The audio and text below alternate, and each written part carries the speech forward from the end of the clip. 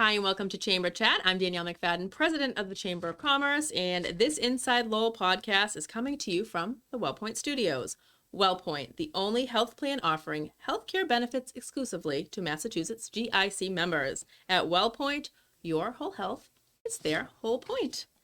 And I am so excited to introduce our guest today. I have Jimmy Lee, the Director of Business Development for Draft Studios. How are you? Very good. Thank you for having me today. Thank you for being here. We were having a great conversation offline. We have a lot in common. We live in Pawtuckaville. Our kids go to Pawtuckaville Memorial. That's right. That's right. Love the Lowell connection. You know? Yeah. You can't be in Lowell and not run into you. Both Lowell High graduates, but you are younger than me. I will say that publicly. A little. Enough where it matters. So let's talk about Draft Studios. Why did you start? Honestly, so what Draft Studios is today is not what it was or why we brought that together. The evolving evolution of a business, right? It was like 10 years ago, you know? It's so my partner now, Min, like I knew him growing. I knew his whole family, you know. I met him and his family. Like we used to go to St. Patrick's Church. Oh my goodness. I didn't go there for church. I went there for ping pong and free food, right? But love the honesty. Yeah. But it was great, you know. So you know, I grew up with his little brothers and all that stuff, and then you know, years later, you know, a friend of mine was like, "Hey, my friend kind of needs help. He's building a video game, like a mobile game, you know, and he's looking for someone to do the artwork, and I'm an artist too, you know, and so he's like, oh, hey, reach out. You want to like go to dinner with my friend Min and see what's. I was like, yeah, sure, whatever. So I get there and he comes out with like a folder. He's presenting all this stuff. I'm like, don't worry about it. Let's do it. You know? That's awesome. I was like, don't You're worry, like, you know? you already have me. Yeah. So so I guess that was the beginning of Draft Studios. We were building this really quirky mobile game. I don't want to get into it because it's weird, but you know, it eventually dawned on us because like weekends and stuff, like we were both working and we were just in his basement pretty much just sweating it out. You know, he's sitting there coding, I'm sitting here drawing, and it'd be like 2-3 in the morning, and we were doing that for like, I don't know, a couple of years maybe, and we got something like pretty cool together, you know. But we just turned to each other one night. We're like, what if this doesn't work out? You know what I mean? I'm like, man, we're putting a lot of time in this, and although you know it's a cool idea, it's like, what are we gonna do to like if this thing doesn't get funded or whatever, right? So we're figuring out like how to launch the thing, and then it just so happened to be that his uncle or something like kept you know pestering Min to fix his website, right? And he's like, all right, we're going to do this website. And it was very, very simple. And I had never done anything like that ever. Right. So I'm like a digital artist. And then I kind of just got into web design from that one thing. Wow. And I learned how to do it. And I was like, you know what, this isn't too bad because like, you know, as an artist, you know, you kind of have like a creative eye. Right. Yeah. And, you know, structure, framing, and like what looks nice and what doesn't. Right. So it in that aspect, like it fit me pretty well to like design stuff like that, and all the technical stuff, you know, you kind of just learn as you go, right? And so we kind of fell into that, right? And then all of a sudden we're just doing more and more websites, and then designs, you know, like we keep like upping the design, you know what I mean? Like absolutely, for me, your style gets more sophisticated. Right. You want to try new stuff, and then like. So that part of it, it's still like I could be like creative, you know? And so that's what I really like about it. And then you start working more with like businesses, and then this started like kind of started becoming like a real thing. And then you're like, really doing this? Right. And then it's like then we're like, well, we have to kind of like make this a business. And then now I have to like learn all this business stuff, which I didn't really think about really much before or going into it, you know what I mean? So going into that whole phase is so new to me, and it's so like exciting. Yeah, and it, like wonderful. I'm sitting here doing this, you know what I mean? Yeah. Normally I'd be at the studio drawing stuff or just putting stuff together, but like doing this is fun too, because like I like getting out there talking to people and everything like that too. Um, and for my work prior to this, well, we did a lot of overlapping, right? So I think Draft Studio was established in 2015, and I used to work for the city of Lowell. I didn't know Yeah, that. yeah. So for Through like 11 marketing years, stuff? no, completely random. I was a health inspector for City of Lowell. No way. Yeah. I love hearing Oh about man, people's like I mean, career paths. Like that I couldn't be any different.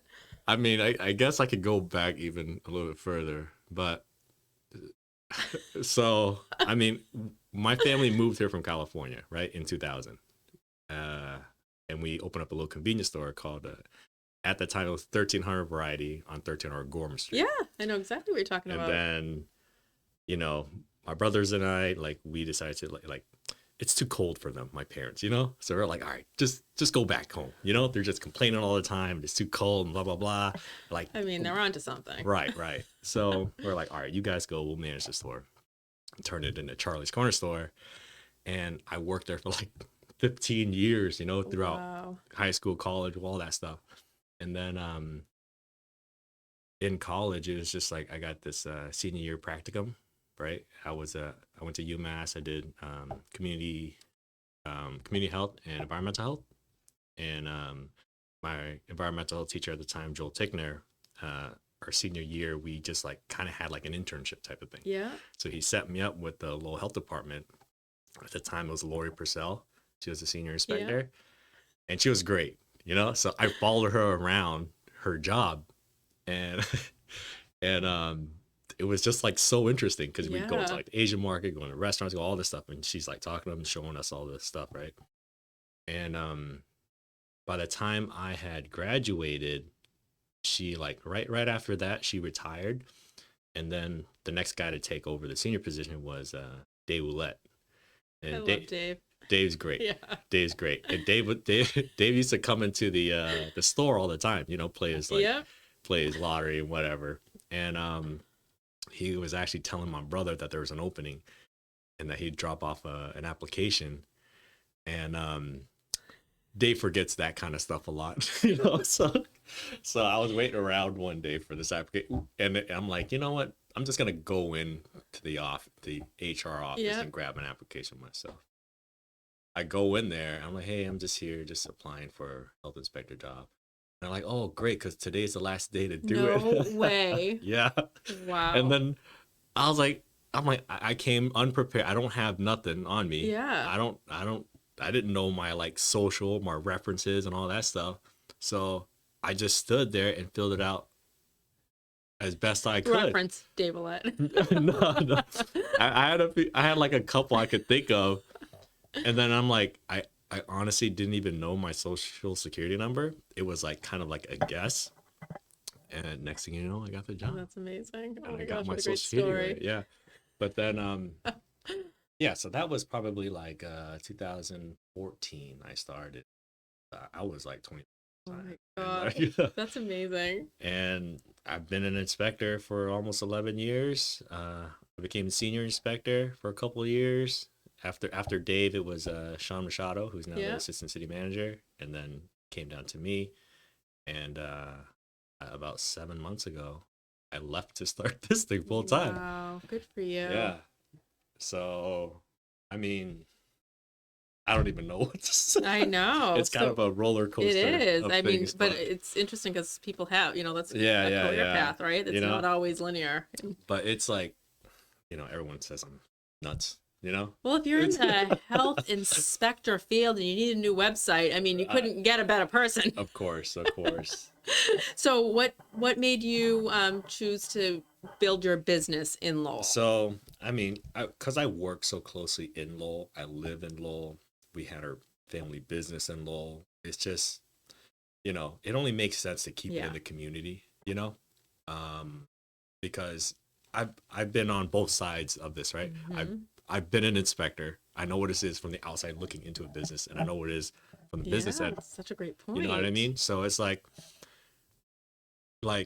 I feel like it was honestly kind of bittersweet for me to leave the city because like I felt like I had that point of view with businesses, and I could understand that. And if you're not from that world, you don't really know. Right. And like, I was really glad that I could kind of be like that representation for people, especially like Asian restaurants, stuff like that. You know what I mean? And they just felt more comfortable around me, right? And it like they feel like they're heard. You know what I mean? Yeah. And so I'm a little sad, but honestly, like my work then was always to just help the business, right? Yeah. Help you, like you. Last thing I want to do is close anybody. You know what I mean? So you want to go in there, you want to educate, you want to just get them the best, set them up for success, right? And so doing that for so long, and then now doing like websites and all the other stuff that we do, it's still geared towards the same thing. It's like, how do we make this business or this person more successful? Set them up for And success, you have right? such a great perspective that I'm sure you'll sometimes ask questions and they're like, I never even thought of that. Oh yeah. I mean, we do food businesses too, and then I tell them I'm an inspector, or they like I still have the same number that I did when I worked, Yeah. and everyone still has one. I still get calls about stuff all the Oh my time, and I have gosh. no problem helping anybody, That's great. So it's like I've gotten like website jobs doing that, not like I'm out here Yeah. fishing for gigs, but but you form those relationships, Right, and that's right, like, right. networking 101, right? Yeah, It's yeah, like yeah, you yeah. form relationships and Yeah. you never know where that's going to take you down the pipeline. and Good like for you that you're able to use those relationships to yeah, get and some business. it's like the Chamber of Commerce here, the city, like there's so much resources here that's like wants to help you, right? Absolutely. It's so And- true. And I like that idea of like community helping each other Yeah. all succeed, because then as a whole everyone will do better. Absolutely. And that's what I love about Lowell too, that Right. there's people like you that you're like, you know what, I don't do this job anymore, but if you Yeah. call me, I'm gonna help you. Yeah, Because you yeah. want businesses to Yeah. succeed. Right. So what do you love most about your work? I feel like we might have touched on this a little bit. Yeah. It's like on the other spectrum, like without food, right? Like, so our office is in Western Ave Studios. Big Such a old cool mill, place. right, and there's artists everywhere. So we moved in there like right when the pandemic hit, right? So I've lived in Lowell since 2000, and that around, was it like during the pandemic, right? Yeah. We were looking for kind of like a place to work, because I'm sick of going and driving to like Medford and working in this guy's basement. And we're like, we gotta find something, if we're gonna, be somewhat legitimate, right? So I had always heard about Western Ave, right? But I never like seen it, never visited. And they do a thing called open studios for Saturday every month. Everything's open to the public. So my partner and I decided to go, and we're like, oh my God, like this is it. Great. So you didn't have to sell Lowell. Lowell sold itself with Western Ave. Oh yeah. As soon as we saw it, I'm like, Yeah. all right, this is the place I want to be. And like I said, like I'm an artist myself, Yeah. but I've always like practiced it on my own. Mm-hmm. I've always drawn and mess around in isolation, right? And so I never really had connections with other artists. Yeah. So it's a it was great like kind of community. twofold for me, because it's like, if we get into this space, yeah, we'll have an office, but it's like I'll finally see what it's like to be in like an artist community and Yeah. kind of like bounce great. ideas off of people and just kind of see what it's like, But that open studios happens to be the very last one before. No way. Yeah. Oh my So right gosh. after that month that we went to visit, everything closed for like 2 Yeah. years. So it was perfect, And when we found a spot there, because unfortunately people, had to leave, Yeah.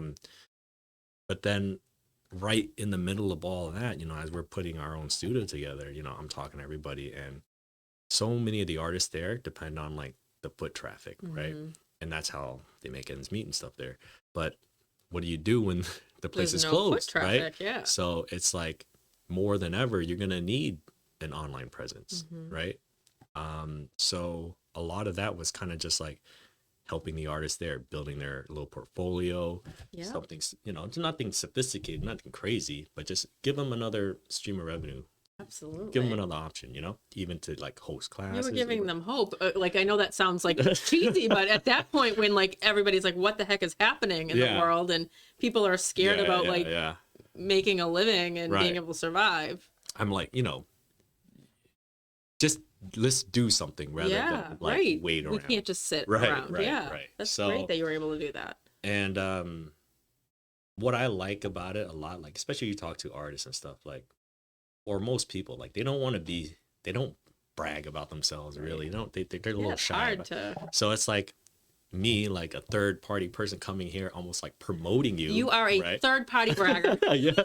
So it's like, I'll do the bragging on your behalf. So great. We come like, we do all our own photography and video work and all that stuff too, right? So we'll go in there, we'll stage your product and artwork, whatever. And we make like a really, really nice tailored site for the artist. And like to see them see their own site is like really interesting, because to present their work like professionally, normally, people are just going to be taking a cell phone picture or whatever. And it's just like, that ain't cutting it, So when you take time and do really nice pictures of their work and stuff and they see it, they're like, oh wow, you know what I mean? So that's great. That must be a really good feeling. Yeah. And if they like, they, as long as they feel more confident about the website. A lot of times people have websites and they're like decades old and they're like they're almost, they don't even want people to go on it, and now they're like, oh, it's on my card and everyone visit, you know what I mean? So reflective of the work they're doing, right? They're proud of it. Right. So, and a lot of the work that we do too is like kind of like a portfolio more than it is like e-commerce. So in these days, I tell them like a website, like first thing someone's going to do is Google you, it's like your online business card at this point. So you want to have something you're proud of, and at least to give them that part of it is like really awesome. That's great. Yeah. What's next for Draft Studios? What is next?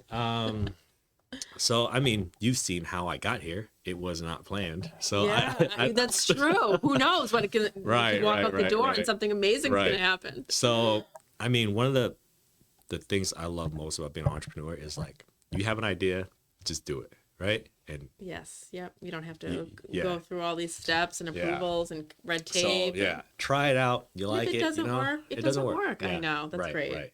And so, it's interactions kind of like this, random stuff where you never know what you're going to be doing. Yep. Right. So, I'll give you an example. Like, so our bread and butter business, pretty much websites, right? And one day I was buying something on Facebook Marketplace. It's like I was buying rocks. I feel like I'm already gonna love this story. I was buying lava rocks for my pond for filter stuff, right? And I'm on there and I'm like, oh, this guy's got like 3 bags of them for $10 each or something. I was like, that's a pretty good deal. And message him. He's like, oh yeah. I was like, I'll take them all. Where you want to meet? He's like, oh, let's meet in I got a landscaping place in Pepperell, blah blah blah. All right, drive out there and meet the guy Brendan. Awesome guy. He's got a landscaping business, and that's why he's got all these rocks slitting around, So I get the rocks. We're carrying it to the car. He goes, Jimmy, so what do you do? And at that time, I had just left my job. I was like, oh, gosh. I'm like, I just kind of quit, and I'm like kind of building websites now. And he's like, we need one. He's like, are you serious? We're looking for one right now. And I was like, yeah. And so he's like, I'll put you in touch with my my office manager, Amy Williams. And we'll go from there. So, I talked to her and she's like, yeah, we do need a website, but before we do that, our whole office infrastructure is like a complete mess. She's like, we wouldn't even be able to track the inventory if we got a website going, So that turned into our managed IT services. So my partner is like the IT guy, right? So the way I say it is like, I make stuff look nice, he make it work. So that's the partnership. It's a beautiful right? partnership. So so we had to go in there. We set up a server for them, right?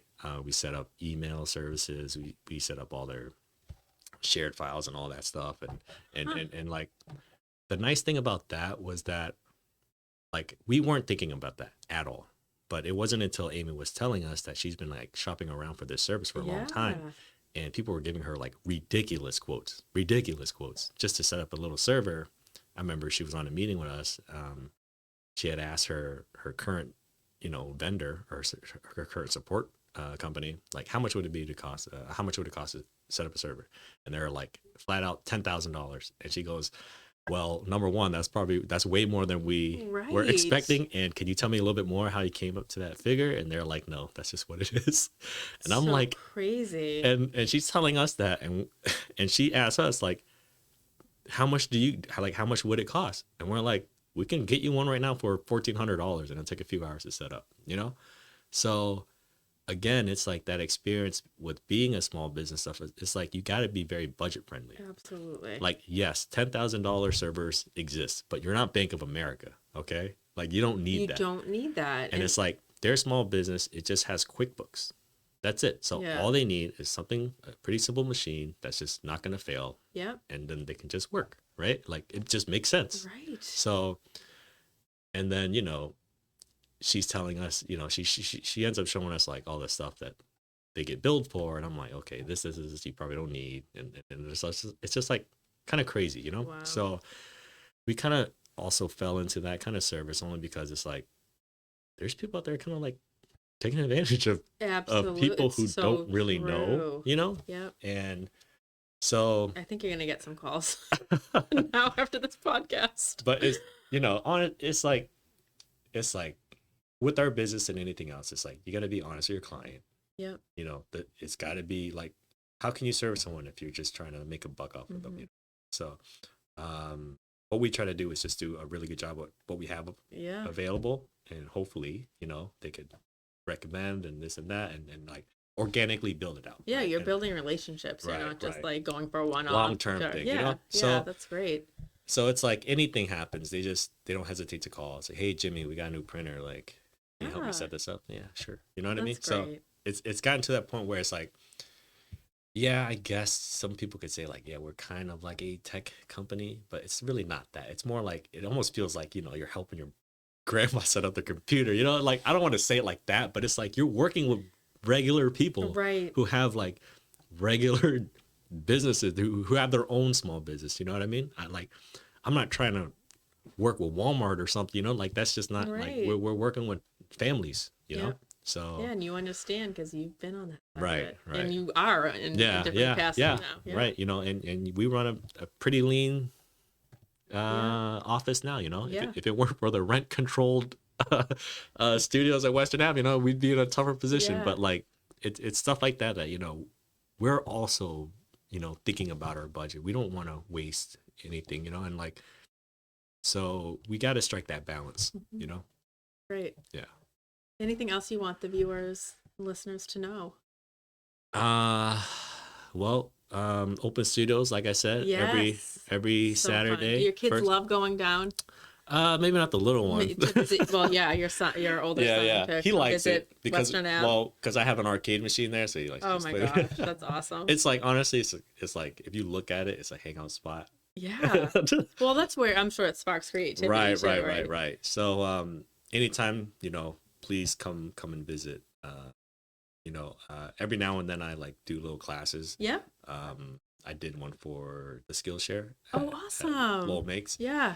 And a lot of people kind of just want to come in and kind of like nerd out about websites or whatever, you know what I mean? Like, kind of pick your brain about stuff, and I love that kind of thing. That's awesome. So, please come by. Great. And anytime you want to come back on, let me know, because I'm sure something amazing is going to happen and another door is going to open. You're going to want to talk about it. I guess. So yeah, I honestly, like, I mean, to answer your question, what's next? I don't know. I don't know. That's good. Because like, now I'm just open to anything. You know what I mean? Like, there's nothing I won't try. Yeah. But getting better and better at what we do, is something we're always going to be pursuing. That's great. Well, congratulations on 10 years. Thank you. Can you believe it? I mean, I don't. It's kind of crazy where we came from. Yeah. That's great. Yeah. Well, I can't wait to see what you do in the next year, and then 5, and then 10. I'm excited too. Awesome. Well, thank you so much. Thank you for having me on. Appreciate you being here. Thank you.